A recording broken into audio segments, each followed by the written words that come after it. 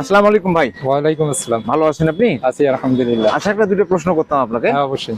আচ্ছা, আমাদের দেশে যে রাজনৈতিক দল এনসিপি আছে, এটার ভবিষ্যৎ কি দেখতেছেন আপনি? আসলে এনসিপি তো নতুন দল ৫ই আগস্টের পর আসলো, গণ অভ্যুত্থানের পর। তো এটা আমরা জনগণের ম্যান্ডেট নিয়ে তারা ৬ জন এমপি গঠন করছে।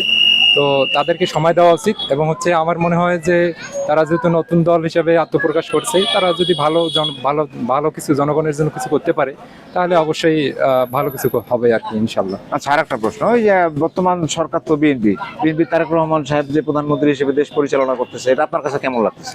আসলে বিএনপি তো নতুন দল না, এটা স্বাধীনতার পর থেকেই এদের শাসন ব্যবস্থা আমরা যদিও আমরা দেখি নাই, কিন্তু আমাদের পূর্বজন্ম দেখে আসছে।